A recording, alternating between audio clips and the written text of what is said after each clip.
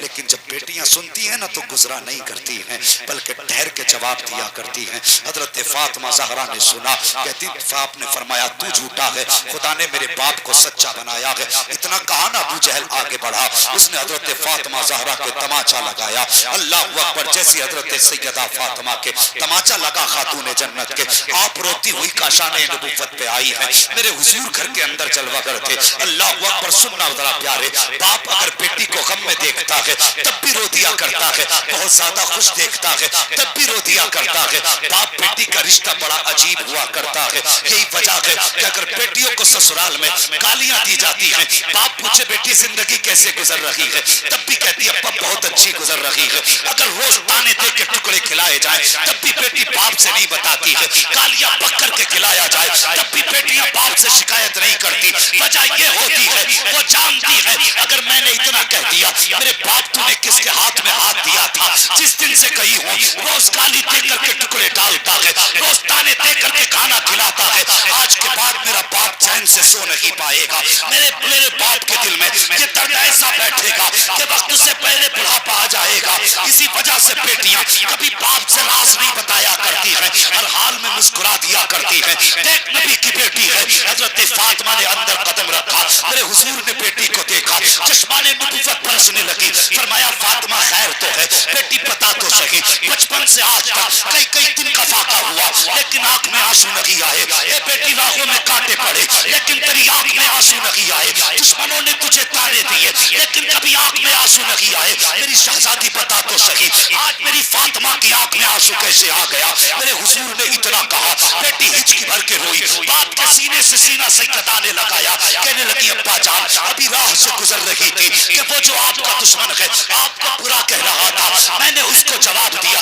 اس نے مجھے تماچا لگایا ہے. اے حضور کا کلمہ پڑھنے والوں, پوچھو ان علماء کرام سے, میرے حضور پہ پتھر برسائے گئے لیکن حضور کو جلال نہیں آیا. کانٹے بچھائے گئے راہوں میں لیکن جلال نہیں آیا. حضور کے سخت کانٹوں پتھروں سے آئے لیکن حضور کو جلال نہیں آیا. حضور کو مکے سے نکالا گیا لیکن جلال نہیں آیا. حضور پہ راستے روکے گئے لیکن جلال نہیں آیا. کنواں کھودا گیا لیکن جلال نہیں آیا. لوگوں نے گندگی ڈالی لیکن جلال نہیں آیا. لیکن جب آپ سیدہ فاطمہ کو ابو جہل نے تماچا مارا ہے, حضور نے سنا ہے آج نبوت کا تیور بدل چکا ہے, چہرے پہ سرخی آ گئی ہے, آنکھوں میں جلال ہے, اللہ اکبر سے جلال آیا ہے. آپ کہتے ہیں جا بیٹی ابو سفیان کے دروازے پہ جا اور ان سے جا کے کہے جو تیرے ساتھ ہوا ہے اور ایک پیغام میرا بھی دے دینا. ابو سفیان سے کہنا کہ ابو جہل سے جا کے کہو میری بیٹی سے معافی مانگے, ورنہ آج تک میں نے کسی کے لیے بددعا نہیں کی ہے.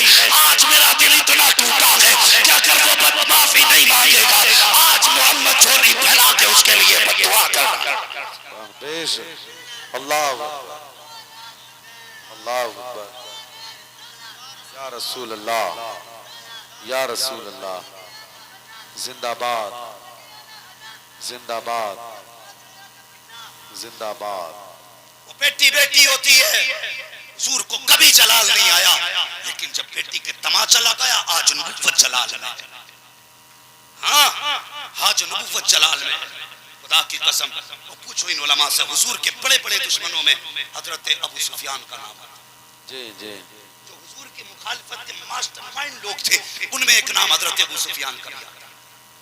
سنیں غور کریں, لیکن ان ماسٹر مائنڈ لوگوں میں حضرت ابو سفیان کے علاوہ خدا نے کسی کو کلمے کی توفیق نہیں دی, کسی کو نہیں دی.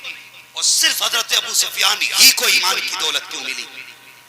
اس کی وجہ میں علماء اکرام مفسرین محدثین نے لکھا, فرماتے جب ابو جہل نے تماچا مارا, اس کی وجہ بتا رہے ہیں علماء, تو حضرت فاطمہ کو حضور نے حضرت ابو سفیان کے پاس بھیجا. ابھی ایمان نہیں لائے تھے, ذہن میں رکھیں یہ بات.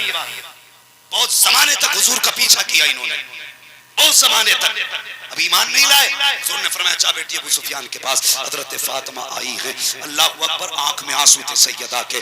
ابھی جملہ کچھ نہیں کہا, ابو سفیان کی نگاہ پڑ گئی, آگے بڑھے, بیٹی سمجھ کے سینے سے لگایا, گود میں اٹھا کے کہنے لگے فاطمہ بات کیا ہے. اب حضرت فاطمہ نے پوری بات بتائی ہے. حضرت ابو سفیان نے حضرت فاطمہ کو گود میں لیا اور وقت کے فرعون ابو جہل کے دروازے پہ گئے, جا کے دروازے پہ دستک دی. اندر سے آواز آئی, کون؟ کہتے ہیں ابو سفیان آیا ہے. اتنا سنا, دوڑ کر کے ابو جہل آیا, دروازہ کھولا, جیسی دروازہ کھلا ابو سفیان کی گود میں حضرت فاطمہ زہرا موجود تھی. گردن جھک گئی. آپ کا جملے سنو. ابو سفیان نے کہا تھا سن ظالم, ہماری دشمنی ہے تو محمد سے ہے, ہمارا مقابلہ ہے تو محمد سے ہے. اس بچی نے تیرا کیا بگاڑا تھا؟ اس پہ تو نے ہاتھ کس لیے اٹھایا؟ کیا تجھے نہیں معلوم کہ دشمنی میں بھی بیٹیوں پہ ہاتھ نہیں اٹھایا جاتا ہے؟ مخالفت کے باوجود بھی بچوں کو نہیں ستایا جاتا. تجھے حیا تک نہیں آئی, تو نے اس بچی پہ ہاتھ کیسے اٹھا دیا؟ جب اتنا ابو سفیان نے کہا ہے, ابو جہل کی گردن جھکی ہوئی ہے. اب حضرت ابو سفیان کہتے ہیں اے بیٹی ہاتھ بڑھا. ابو جہل کے تماچا لگا, اپنا بدلہ لے لے. جب اتنی بات ابو سفیان نے کہی ہے, حضرت فاطمہ نے ایک نگاہ ابو جہل کے چہرے پہ ڈالی ہے, دوسری نگاہ ابو سفیان کے چہرے پہ ڈالی, اور اس کے بعد کہتی ہے چچا جان, ہمارے باپ نے بدلہ لینا نہیں سکھایا ہے, ہمیں تو ہمارے باپ نے معافی دینا سکھایا. اللہ اکبر. سبحان اللہ سبحان اللہ سبحان اللہ. کہتی ہمارے باپ نے بدلہ لینا نہیں سکھایا, ہمیں تو معاف کرنا سکھایا. جب اتنی بات کہی ابو سفیان کہنے لگے ظالم دیکھ, یہ بیٹی کا حوصلہ ہے اور تجھے حیا نہیں آئی, تو نے اس کے اوپر ہاتھ اٹھایا. جب حضرت فاطمہ نے مارنے سے انکار کیا, اب حضرت ابو سفیان نے کلائی پکڑی سیدہ کی اور اپنے ہاتھ سے تماچا بنایا اور ابو جہل کے کان پہ زور کا دیا. جب زور سے تماچا پڑا, سیدہ مسکرانے لگ جاتی ہے. حضرت فاطمہ مسکرائی. ابو سفیان لے کر کے آئے حضرت فاطمہ کو, دروازے پہ چھوڑ دیا. آپ کو یاد ہوگا میں نے بتایا تھا, جب حضرت فاطمہ روتی ہوئی گھر میں آئی ہے تب بھی حضور رو دیے تھے, اب مسکراتی ہوئی آ رہی ہے تب بھی حضور رو دیے ہیں. بیٹی کو سینے سے لگایا, فرمایا فاطمہ بتا تو سکی کیا گزری کیا رہا. جب پورا واقعہ ابو سفیان کا حضرت فاطمہ نے اپنے والد سے بتایا, میرے حضور کی خوشی میں آنکھوں سے آنسو چھلک رہے تھے. کہا چپا جان, میں نے تو معاف کر دیا تھا لیکن ابو سفیان نے معاف نہیں کیا تھا. انہوں نے میرا ہاتھ پکڑ کے اس کے منہ پہ تماچا لگایا. اتنا سننا تھا, نبوت کی جھولی پھیل جاتی ہے. حضور نے ہاتھ اٹھا دیے, یا اللہ ابو سفیان نے میری بیٹی کو خوشی لوٹائی ہے, میرے مالک ابو سفیان کو اس وقت تک موت نہ دینا جب تک اس کو محمد کی جھولی میں جگہ نہ مل جائے. سبحان اللہ سبحان اللہ. نعرہ تکبیر, نعرہ رسالت, نعرہ غوثیت, مسلک اعلی حضرت, فیضان اعلی حضرت, جشن دستار بندی حضرت علامہ مفتی حماد رضا صاحب قبلہ. ہاں, ہم نے صرف اتنا سن رکھا ہے کہ عمر مراد نبی ہے.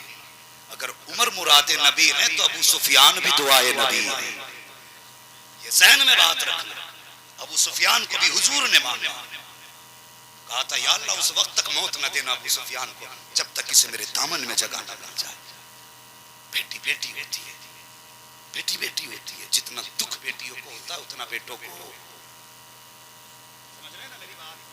اتنا بیٹوں کو. ہلکے کیوں بول رہے ہیں کہ بیٹیوں کا حق کھا کے بیٹھے ہیں, یا ڈر کے بیٹوں سے نہیں بول رہے. میں ان بیٹوں سے کہتا ہوں اگر ابا کم تیز بول جائے تو پوچھنا مت کہ وہاں بہت بول رہے. ڈرنا نہیں. جتنا درد بیٹیوں کو ہوتا اتنا بیٹوں کو نہیں ہوتا. اللہ اکبر. یہ حضرت فاطمہ زہرا, حضور نے بیٹی کی عزت ہمیں سکھائی. اور میں بیٹیوں سے بھی گزارش کروں گا, خدا را کبھی شادی وغیرہ کے فنکشن میں جاؤ اور جی چاہے آج فیشن میں دوپٹہ اتار کے جانا ہے, میرے حضور کی قربانیاں یاد کر لینا. تمہاری کوئی اوقات نہ تھی اگر حضور نے تمہیں عزت نہ بخشی ہوتی.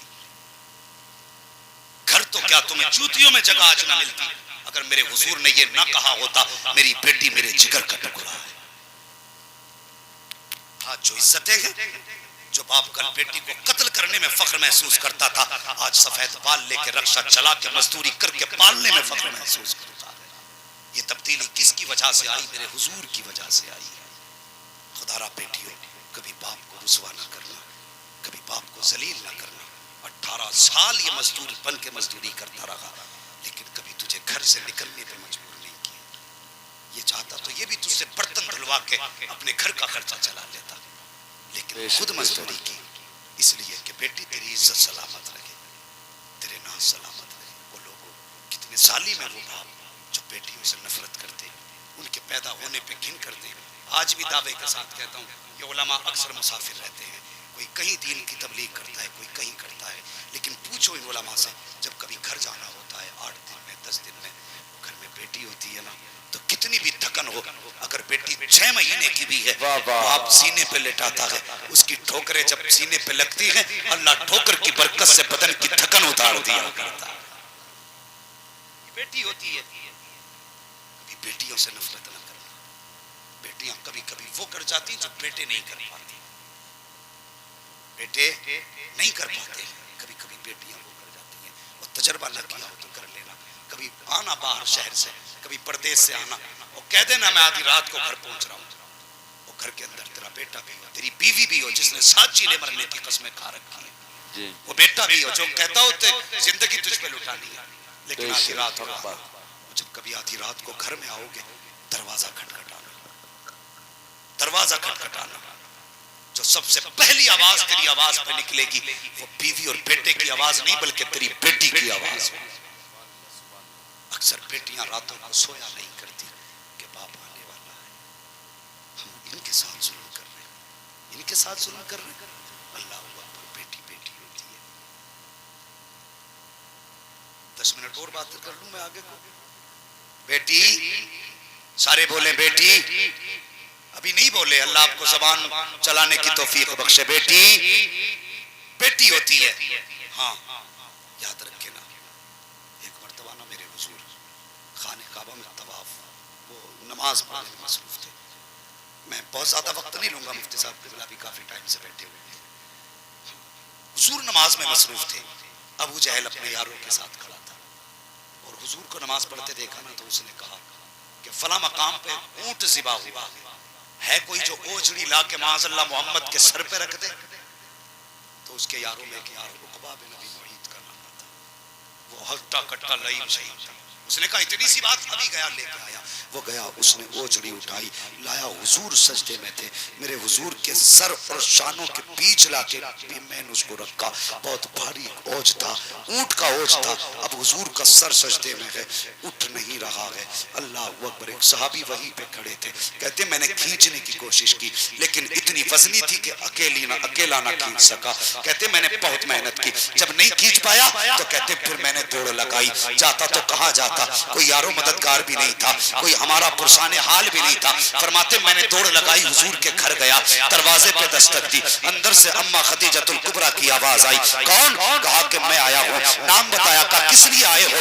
کہا کہ کچھ ظالموں نے حضور کے سر پہ اوجڑی ڈال رکھی ہے، سرکار کا سر سجدے میں ہے، اب سر اٹھ نہیں رہا ہے، مجھ سے اوجڑی نہیں ہٹ رہی ہے، ابھی اتنی بات کہی تھی کہ خاتون جنت سیدہ فاطمہ زہرا نے اسی 6 سال کی عمر میں 55 کی عمر شریف میں آپ نے اپنے اوپر چادر تطہیر کو ڈالا، پردے کے اہتمام سے نکلی، دوڑ کر کے حرم شریف میں آئی ہے، جہاں مصطفیٰ کے اوپر اوج رکھا ہے اونٹ کا، آنے کے بعد کوشش کی جا رہی ہے، وہ صحابی کہتے میں نے اوجڑی کھینچی ہے، دوسری طرف سے حضرت فاطمہ نے دھکیلا ہے، کہتے بمشکل تمام اوجڑی ہٹی، لیکن جیسی حضور کی کمر سے اوجڑی ہٹی ہے، میرے حضور نے سجدے سے سر اٹھایا ہے، تو کیا بیان کرتے ہیں؟ کہتے حضور کی آنکھیں سرخ تھی، چہرہ آنسوؤں سے تر تھا، پورا چہرہ سرخ تھا حضور کا، حضرت فاطمہ نے باپ کا چہرہ دیکھا، دوڑ کر کے باپ کی گود میں بیٹھی، دوپٹے کا کونا سنبھالا، باپ کا ماتھا صاف کرتی جا رہی ہے، روتی جا رہی ہے، میرے حضور نے بیٹی کا یہ حال دیکھا کہ بس پھر کیا تھا،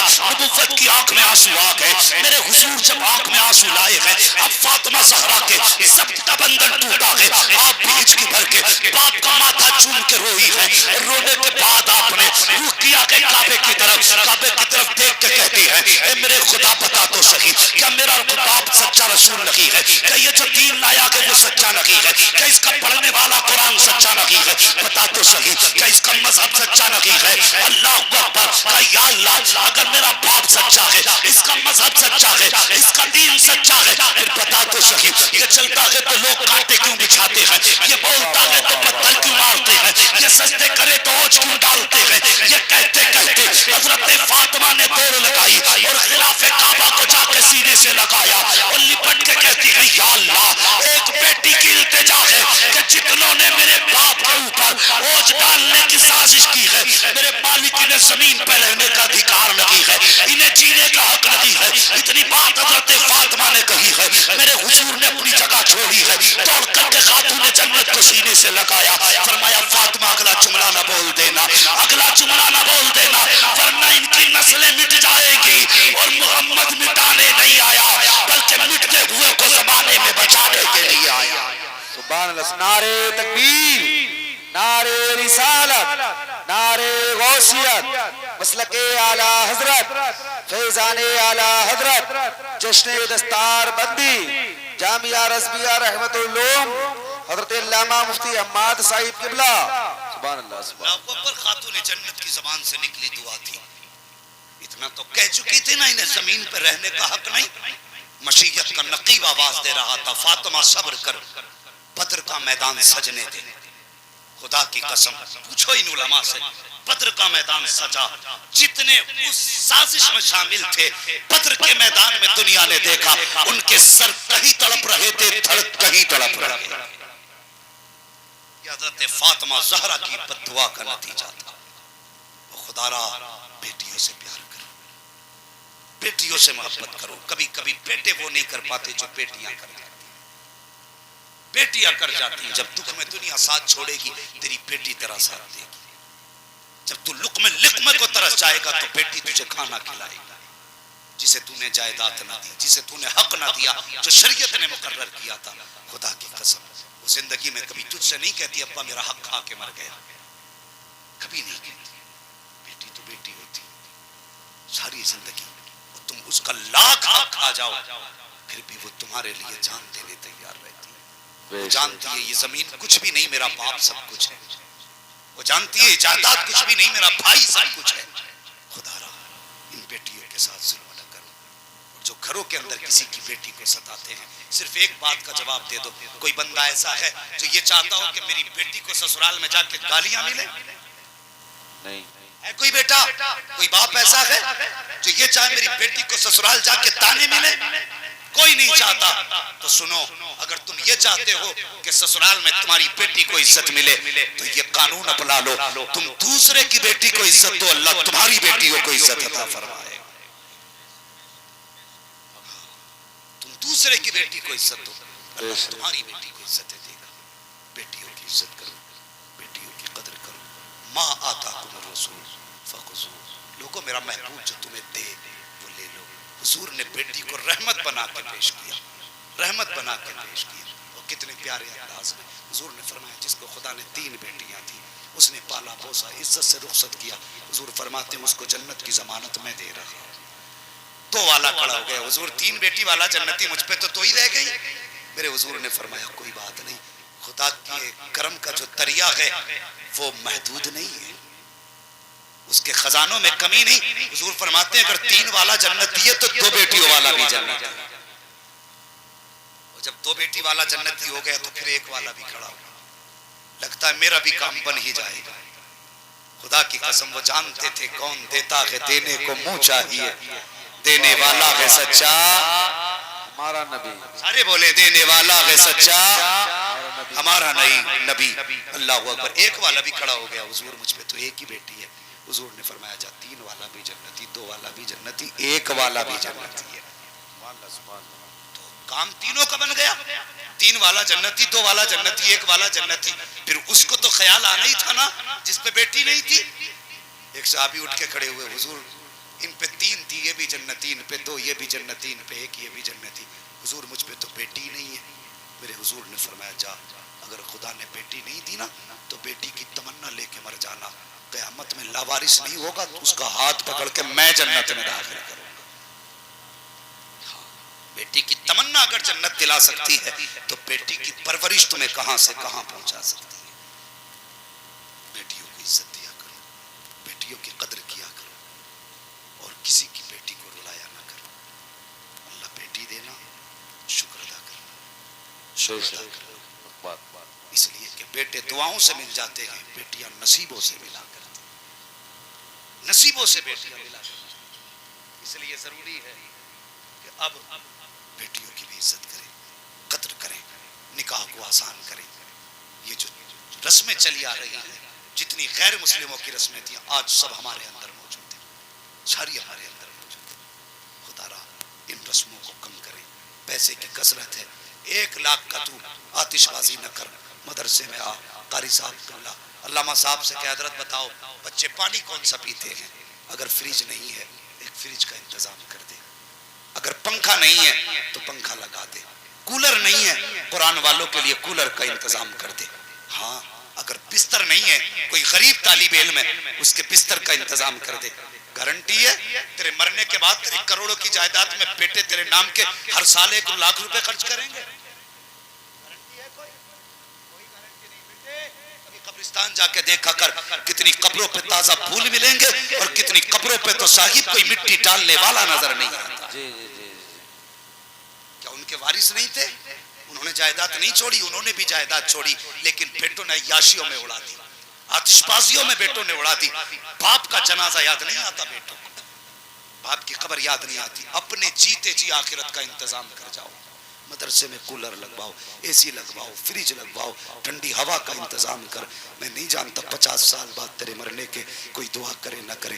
اگر تو نے اس ادارے رحمت العلوم میں ایک اے سی لگوا دی یا بچوں کے لیے کولر کا انتظام کر دیا تو تیرے مرنے کے 100 سال کے بعد بھی اگر کولر باقی ہے وہ چلے گا. اس کے سامنے بیٹھ کے قرآن والا قرآن پڑھے گا, اس کو گرمی لگے گی, ادھر کولر سے ٹھنڈی ہوا چلے گی, وہ ہوا کر کے اس حافظ کے بدن کو لگے گی. جب ٹھنڈے جھونکوں سے اس کا بدن ٹھنڈا ہوگا تو دعوے کے ساتھ کہتا ہوں تو قبر میں ہوگا, یہ مدرسے میں ہوگا, کوئی تیرے لیے دعا کرے نہ کرے, ادھر حافظ کا بدن ٹھنڈا ہوگا, ادھر اللہ قبر میں تیری روح کو سردی عطا کرے.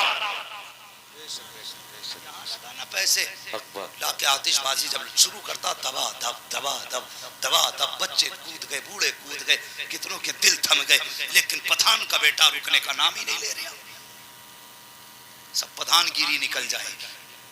موت جب جھٹکا دے گی نا تب پتہ چلے گا کیا لے کے جا رہے ہیں, کیا کر کے جا رہے ہیں. خدا را جیتے جی نیک کام کر لیں, اداروں کا خیال کریں. دشمن مدارس کے پیچھے ہیں. اب تک تو یہ تھا کہ غیر مخالف تھے, تکلیف ہوتی ہے اپنے ہی ہماری صف میں مدرسوں کے مخالف نظر آتے ہیں. کچھ لوگوں کو یہی کام ہے, جی اسے بنوانے کی کیا ضرورت تھی, یہ گیٹ لگوانے کی کیا ضرورت تھی. ضرورت تو جناب آپ کی بھی نہیں تھی. آپ کیا کرنے آئے ہو دنیا میں, آپ کی کیا ضرورت تھی. علامہ صاحب فرمانے اعتراض ہی کرنے چلے آئے. تو سنیں, مہربانی کریں, دشمن اگر تکلیف دیتے ہیں تو درد کم ہوتا ہے, اور جب اپنے تکلیف دیتے ہیں تو درد زیادہ ہوتا ہے. لاک ڈاؤن کے کچھ اداروں کی خبریں موصول ہوئی کہ جنہوں نے علماء نے دنیا بند ہونے کے باوجود قرآن بند نہیں کیا, چھپ کے قرآن پڑھاتے رہے, گھر میں قرآن پڑھاتے رہے, بستر میں قرآن پڑھاتے رہے. لیکن کچھ ظالم ایسے بھی تھے جن کو پتہ لگا یہاں قرآن پڑھایا جا رہا ہے, ایسے کتے دلال جو 500 روپے پہ پولیس والوں کے ہاتھ بک جایا کرتے ہیں, 2,000 میں اپنوں کو بیچ دیا کرتے ہیں, ایسے ہی کتوں نے فون اٹھا کر کے پولیس والوں کو خبر دی کہ اس کے گھر میں قرآن پڑھایا جا رہا ہے. پولیس آئی, پڑھانے والے کو لے گئی, بچوں پہ سختی کی. مجھے بتا تو صحیح, تیرے روکنے سے کیا قرآن رک پایا, تیرے ٹوکنے سے کیا پڑھانے والے رک پائے. خدا کی قسم صبح قیامت تک نہ قرآن روکا جا سکتا ہے نہ قرآن والوں کو روکا جا سکتا ہے. لیکن تیری زندگی کب تک, ایک دن ایسا آئے گا موت دھکا دے گی, تو قبر میں ہوگا, اللہ تجھے اتنا رلائے گا کہ روتے روتے آنسو ختم ہو جائیں گے, کوئی آنسو پوچھنے والا نصیب نہیں ہو سکتا. آج لے ان کی پناہ, آج مدد مانگ ان سے, کل نہ مانیں گے قیامت میں اگر مان گئے. تجھے کیا لگتا مدرسوں کی مخالفت کر کے جائے اور تجھے تیجے بخشوائیں گے. نہ سمجھنا, بریلوی ہوں اور تم سے پکا ہوں. ہاں, حضور کے قرآن کی مخالفت کرے اور 40واں بخشوائے, خدا کی قسم کلمہ اسی کی شفاعت کرے گا جس کے ساتھ مصطفیٰ ہوں گے. ہاں, اور مصطفیٰ اس کے ساتھ ہوں گے جو ان کے مشن کے ساتھ ہوگا. جو ان کے مشن کے خلاف ہوگا تو پھر خیریت نہیں. مرنا ہے ایک دن, جیتے جی قرآن کی خدمت کر جاؤ.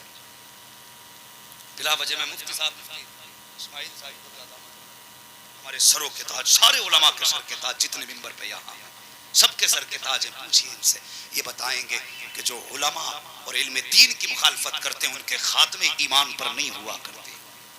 پوری پوری موتیں مرتے ہم نے لوگوں کو دیکھا. خدا کے واسطے قرآن کی عزت کریں, قرآن والوں کی عزت کریں, انہیں حقارت سے نہ دیکھیں, ان کو کبھی بھی نیچی نگاہ سے نہ دیکھیں. یہ آخرت کا سرمایہ ہے، جنت کا سہارا ہے، آخرت کا بھروسہ ہے۔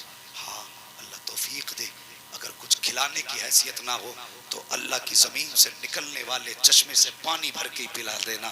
اگر یہ جنت میں گئے تو انشاءاللہ تمہیں بھی ساتھ میں لے کے جائیں گے۔ ہاں، اور لیکن ہماری ایسی بستیاں جہاں پہ حافظ قاری کثرت سے ہوتے، وہاں عزت اس لیے نہیں کرتے ہمارا للہ خدا حافظ ہے، ہمارا پوتا خدا حافظ ہے۔ بیٹے یہ پوتا بعد میں ہے، قرآن کا قاری پہلے ہے، پہلے ہے قرآن کا قاری، اس کی عزت کر۔ اور قرآن والوں سے حضور کتنا پیار فرماتے۔ حضرت امام عاصم رحمۃ اللہ تعالی علیہ جب قرآن پڑھا کرتے تھے تو منہ سے مشک و عنبر کی خوشبو آیا کرتی تھی۔ اب تو بول دو سبحان اللہ۔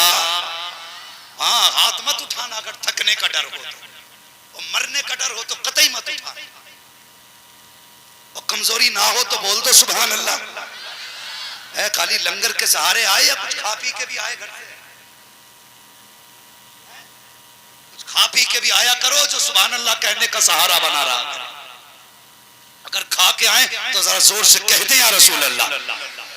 اللہ سلامت رکھے۔ اب بھی ایسا لگ رہا جلسہ شروع ہوا ہے، مگر بات آخری ختم کرنے لگا ہوں۔ حضرت امام عاصم رحمۃ اللہ تعالی علیہ آپ جب قرآن پڑھتے تھے تو منہ سے مشک و عنبر کی خوشبو آتی تھی۔